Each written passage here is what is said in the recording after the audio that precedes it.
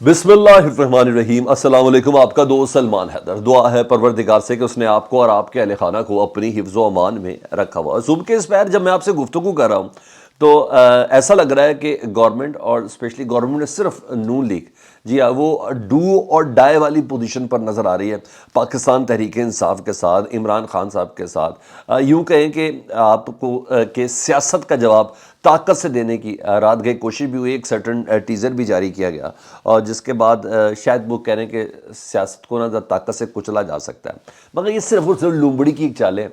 और आपको पता है लुमड़ी हमेशा खुद ही फंस जाती है। और वो जो चालाकियाँ होती हैं, चालाकी और अक्लमंदी में फ़र्क ये होता है, चालाक आदमी ना सिर्फ अपना फ़ायदा सोचता है और अक्लमंद आदमी अपना भी फ़ायदा सोचता है और दूसरों का भी फ़ायदा सोचता है। यानी अगर मैं हुकूमत के ज़ुमरे में लाऊं, अगर ये अक्लमंद हो तो अपना भी फ़ायदा सोचे, साथ साथ पाकिस्तान की आवाम के हवाले से भी कुछ रिलीफ देने की कोशिश करें। लेकिन बहरहाल इन रात को ये टीज़र दे के देख लिया। एक हंगामी मीटिंग पंजाब पुलिस की बुलाई गई और सीएम के अहकामात की रोशनी में सर्टन चीज़ें उन तक पहुंच गई थी और फिर ये ख़बरें फ्लोट की गई कि इमरान खान साहब को रात गए गिरफ़्तार किया जा सकता है। और जब गिरफ़्तार किया जा सकता है तो फिर जिस तरीके से भी वो था, ये थी कोशिश नहीं थी, लेकिन इतना मैं बता दूं कि बाकायदा तौर पर टेस्टर लगाया था पाकिस्तान तहरीक इंसाफ के कारकुनों पार्टी के रहनुमाओं के ऊपर, और टेस्टर इनको बुरी तरह उन्होंने शॉर्ट सर्किट दिया है। इनको पता है ये टेस्टर लगाने का फ़ायदा कुछ नहीं है।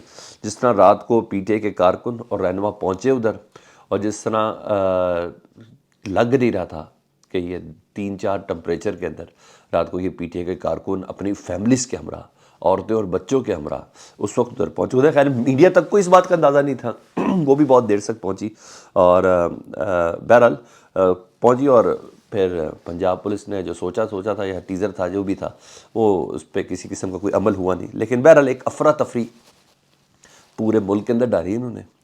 और जब मैं सुबह 5-5:30 बजे तक जब मैं चीज़ों को कवर कर रहा था, देख रहा था, तो पूरी दुनिया में जो पाकिस्तानी हैं उनको बड़ा इस तरह बड़ी तकलीफ़ लगी। तो बहरहाल ये लोग जिस तरह डंडे और झंडों के साथ आए हैं ना, ये ज़रा इजी ले रहे हैं। और बड़े बड़े लोग सिर्फ ये कह रहे हैं कि इमरान खान अपनी सारी बात करने के बाद आखिर में कहते हैं कि पीटीआई का रद्द अमल, ये कह के, यानी बहुत ज़्यादा इस तरह भी हो तो तकलीफ़ है। लेकिन अब मैं ज़रा असल हक़ाइक़ दे रहा हूँ कि अब इन्होंने पसे पर्दा करने की कोशिश क्या की जा रही है। फिर मैंने बोला ना डू और डाई वाली पोजीशन है, इलेक्शन इनकी मौत है। तो उस बुनियाद का आगाज़ हुआ जी, याद गई। इसकी वजह है 2 सूबाई इलेक्शन, उसको डिले करना है, और मतवक़्क़े कौमी असम्बली के इलेक्शन, इनको डिले करना है, जिसके लिए टारगेट दिया गया है पंजाब में मोहसिन नकवी साहब को और केपीके में निगरान वज़ीर आला साहब को। और इन सब का रूह रवां जो है वो गवर्नर, जिनकी जिम्मेदारी अपनी बनती है जी। जनरल इलेक्शन को डिले करने के लिए जी मरदमशुमारी का बहाना बना दिया गया है। वो जब एहसन इकबाल साहब वज़ीर मनसूबाबंदी जो सर्टन टीज़र दे रहे थे ना कि हम इस तरह भी कर सकते, इस तरह भी कर सकते, जी वो टीज़र कन्फर्म हो गया। मरदमशुमारी का बहाना का नोटिफिकेशन जारी किया गया। बुनियाद बनाई गई है कि मुश्तरका मफादात कौंसिल के अंदर इमरान खान साहब की गवर्नमेंट, चारों वज़रा आला ने ये डिसाइड किया था कि पाकिस्तान में इंतखाबात नई मरदमशुमारी के साथ होंगे। बात आम इंतखाबात की थी, ये पंजाब और केपीके की नहीं थी। बहरहाल वो उन्होंने सारी बुनियाद बनाई और मरदमशुमारी का आगाज़ जो था ना, इसका शेड्यूल 1 फरवरी रखा गया था। रात को नोटिफिकेशन में जारी किया गया कि अब ये 1 फरवरी के बजाय ना, क्योंकि 1 फरवरी से तो मार्च तक सारी चीज़ें कंप्लीट हो जाती और ये सब होता। ये लोग एक्सपेक्ट कर रहे थे पीटीआई वाले और या पूरा पाकिस्तान के 2 महीने के अंदर इलेक्शन हो जाएंगे, यानी अप्रैल के अंदर इलेक्शन हो जाएंगे या 3 महीने के अंदर इलेक्शन हो जाएंगे। तो अब इन्होंने डिले करके 1 फरवरी से 1 मार्च तक कर दिया मरदमशुमारी को।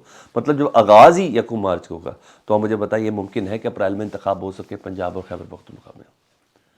नहीं हो सकेंगे। अभी रद्द-ए-अमल क्या है वो सब चीज़ें मैं आपको रात के उस इजलास से भी मुतल्लिक़ कुछ चीज़ें बताऊँगा जो ज़मान पार्क के अंदर हुई हैं।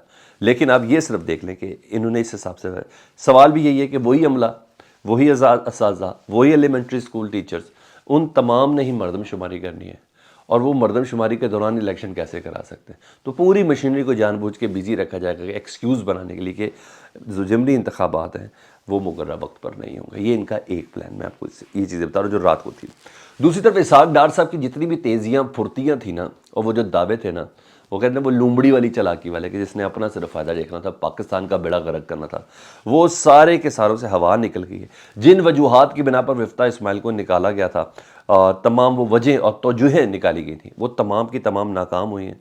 وہ جو آنکھیں دکھانے کی بات کر رہے تھے آئی ایم ایف پہ، اب آنکھیں چرانے کی بات کریں، بلکہ بہت کچھ لیٹ جانے کی بات کریں آئی ایم ایف کے سامنے، اور سب کام ہو گیا جی۔ پرائم منسٹر نے کل سر عام کیا دیا کہ ہم آئی ایم ایف کے اعتراضات تمام کے تمام دور کر دیں گے، اور اس کی تمام شرائط ببانگ دہل بلند کر تمام شرائط ماننے کو بالکل تیار ہیں جی۔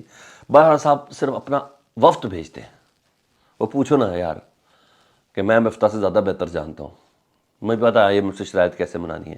ادھر وقت کا وزیر اعظم اپنے وزیر خزانہ کے منہ پہ چماٹ رسید کرتے ہوئے کہہ رہا ہے آئی ایم ایف کو کہ ہم آپ کے تمام شرائط ماننے کو تیار ہیں، بس پلیز اپنا وفد پاکستان بھیج دیں۔ یہ پوزیشن کر دی ہے جی۔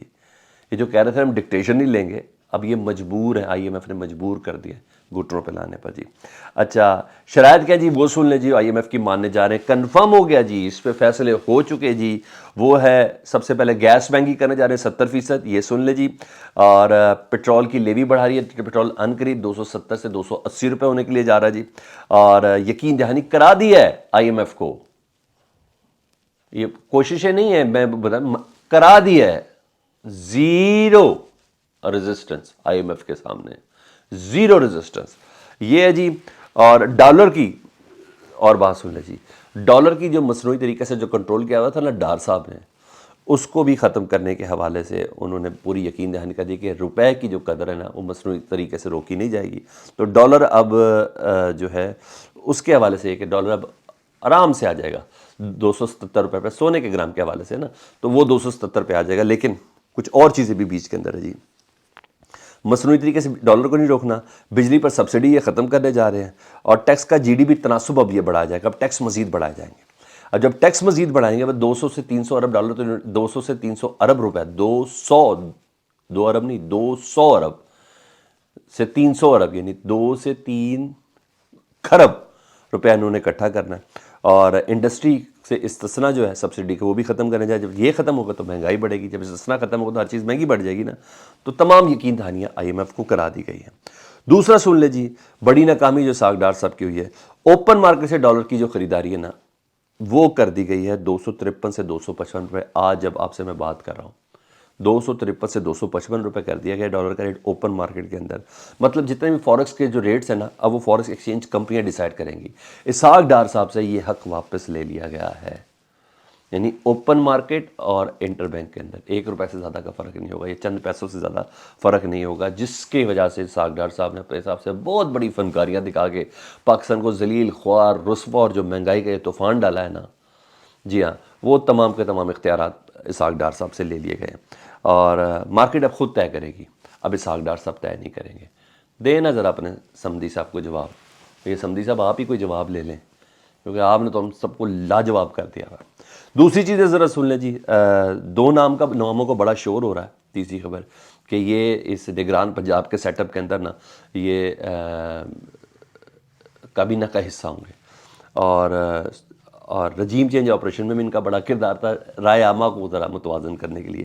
ایک تو رشتہ داری ہیں جی، حفیظ اللہ نیازی صاحب، آپ کو پتہ ہے عمران خان صاحب کو ختم کرنے تک پر راضی ہیں، اور ساری دنیا جانتی ہے، اور وہ کہتے ہیں کہ پاکستان میں اسٹیبلٹی کے لیے ضروری ہے کہ عمران خان کا صاحب کا خاتمہ بڑا ہو جائے، وہ اور دوسرا مبشر لقمان، ان کو وزارت اطلاعات ملنے کی ہے، یہ خبریں چل رہی ہیں۔ ساری بات دشمن کا دشمن دوست ہوتا ہے، تو یہ تو ایک اور سوال ہے، نیوٹرلٹی پہ بہت بڑا سوال ہے یار، کہ سب عمران خان کے مخالف لائے جا رہے ہیں، وزیر اعلیٰ عمران خان کا مخالف، اور باقی ساری اسٹیبلشمنٹ جو ہے لوکل اسٹیبلشمنٹ، پولیس کی وہ بیوروکریسی عمران خان کے مخالف، چیف سیکرٹری عمران خان کے مخالف، ڈی آئی جی عمران خان صاحب کے مخالف، اور یہ تمام وہ کریکٹر ہیں جو ڈروکولین کریکٹر تھے 25 مئی کے واقعات کے اندر، اور اب یہ مبشر لقمان اور حفیظ اللہ نیازی صاحب جیسے لوگ اب ان کو لایا جا رہا ہے، یعنی تمام اس سسٹم کے اوپر، اس حکومت کی نیت کے اوپر، اداروں کی انٹیگریٹی کے اوپر ایک سیاہ دھبا ہے، یہ سب چیزیں سیاہ دھبا ہے، مجھے تو اس کے علاوہ کچھ بھی نہیں لگ رہا۔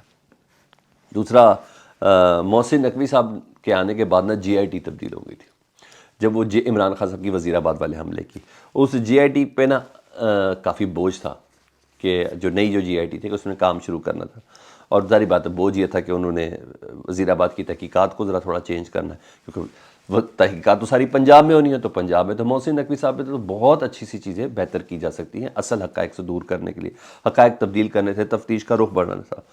پھر نا انہوں نے کیا کیا، آتے ساتھ جی آئی ٹی کے سربراہ غلام محمود ڈوگر صاحب کو تبدیل کر دیا، اور کیونکہ وہ جی آئی ٹی میں غلام محمود ڈوگر ڈی آئی جی تھے، ان کی سربراہی میں بنی ہوئی تھی، اور تاکہ نیا کام ہو جائے۔ مگر جاتے جاتے ڈوگر صاحب نے کام بڑا زبردست کیا، انہوں نے کہا جتنی بھی تفتیش ہوئی تھی نا اس کا چلان عدالت میں جمع کرا دی، یعنی اب وہ ہسٹری کا حصہ بن گیا، اب عدالتی ریکارڈ کا حصہ بن گیا، اب اس میں امٹمنٹ کوئی نہیں کر سکتا، چینج کوئی نہیں کر سکتا۔